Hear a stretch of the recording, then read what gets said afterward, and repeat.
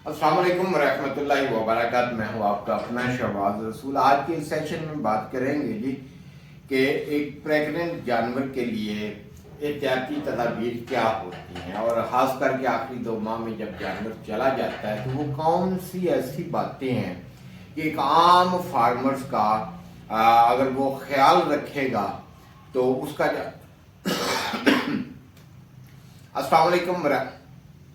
अस्सलाम वालेकुम रहमतुल्लाहि व बरकातहू। मैं हूँ आपका अपना शहबाज रसूल। आज के सेशन में बात करेंगे जी कि आखिरी 2 माह में जब जानवर चला जाता है तो वो कौन सी ऐसी एहतियाती तदाबीर हैं जिनको अपनाना वो आम फार्मर्स के लिए लाजम हो जाता है। अगर हम एहतियाती तदाबीर को फॉलो ना करें तो उससे क्या क्या नुकसानात हो सकते हैं। तो सबसे पहले बात करेंगे जी। अस्सलाम वालेकुम रहमतुल्लाहि व बरकातहू। मैं हूँ आपका अपना शहबाज रसूल। आखिरी 2 माह में जानवर के लिए वो कौन कौन सी ऐसी एहतियाती तदाबीर हैं जिनको अपनाना आम फार्मर्स के लिए वो ज़रूरी होता है। जब जानवर आखिरी 2 माह में चला जाए तो सबसे जो पहला स्टेप है वो ये होता है कि अपने जानवर को दूसरे जानवरों से टोटली आप अलग कर दें। और अलग इसलिए करना ज़रूरी होता है कि उस जानवर की टोटल खुराक जो है वो दीगर जो जानवर है उनसे वो मुख्तलिफ हो जाती है।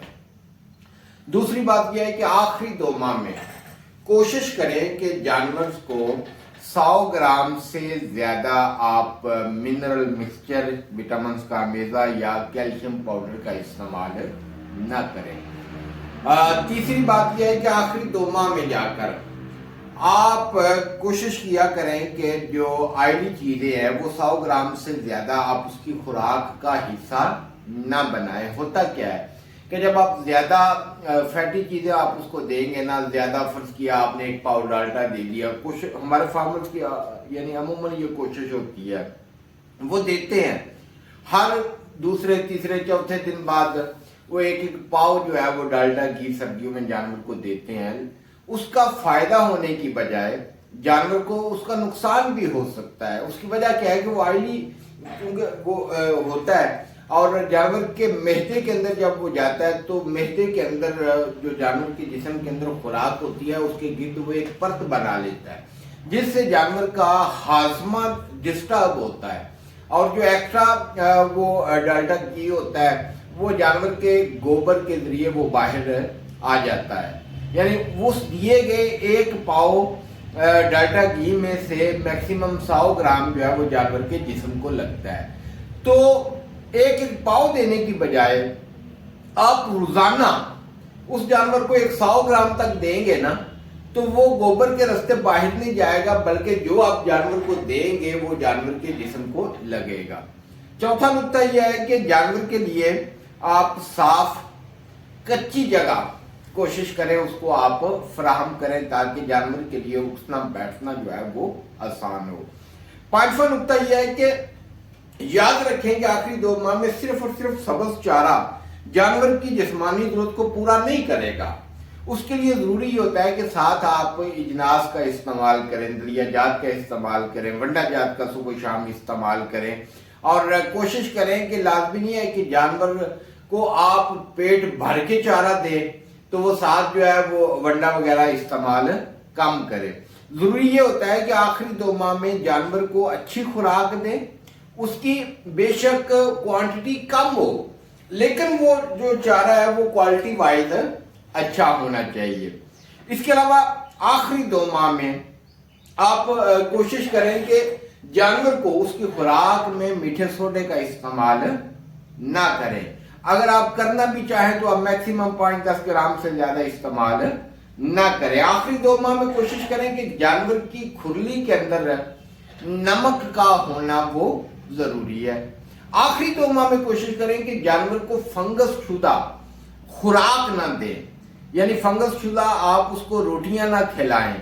फंगस शुदा यानी आप उसको खल वगैरह इस्तेमाल ना करें। उसका नुकसान क्या होता है कि चूंकि जानवर जब वो फंगस शुदा खुराक को खाएगा ना तो उसमें वो फंगस के ज़रात होते हैं, उल्ली वगैरह उसको लगी होती है, تو جانور میں مسٹائٹس یعنی ساڑو آنے کا خطرہ بڑھ جاتا ہے۔ اکثر لوگ سوال کرتے ہیں میرے جانور نے بچہ دیا، اس کے ایک تھن سے دودھ نہیں آ رہا یا اس کو سویلنگ ہو گئی ہے، تو یہ ہوتا کیا ہے کہ ہماری خوراک ٹھیک نہیں ہوتی، وہ فنگس شدہ ہوتی ہے۔ تو کوشش کریں جانور کو اچھی آخری 2 ماہ میں آپ خوراک دینے کی کوشش کریں۔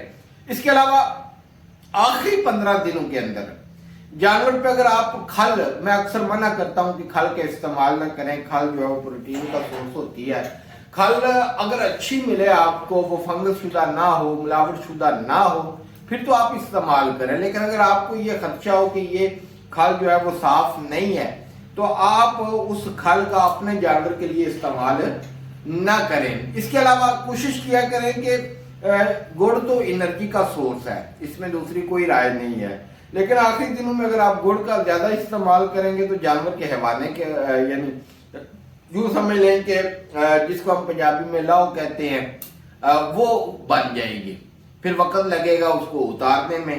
تو کوشش کیا کریں کہ فنگس یہ گڑ کے اندر جو ہے نا، جب بناتے ہیں نا تو میٹھے سوڈے کا استعمال کرتے ہیں صفائی کے لیے، تو چونکہ اس میں میٹھے سوڈا بھی ہوتا ہے، اس لیے میں منع کرتا ہوں کہ آخری 15 دنوں کے اندر آپ گڑ کا بھی استعمال نہ کریں۔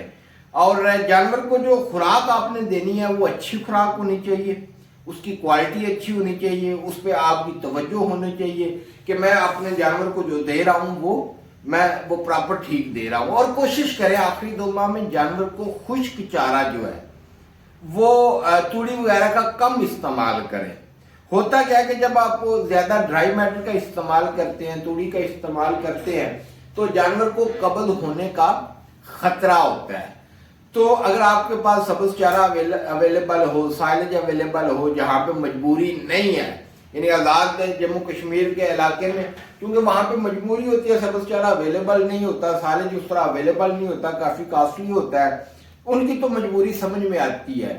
لیکن جو یہ سینٹرل پنجاب ہے یا جنوبی پنجاب ہے، کوشش کیا کریں کہ آخری 2 ماہ میں جانور کو خشک چارہ جو ہے یہ توڑی وغیرہ اس کا کم استعمال کریں، سبز چارے کا آپ لوگ زیادہ استعمال وہ کیا کریں۔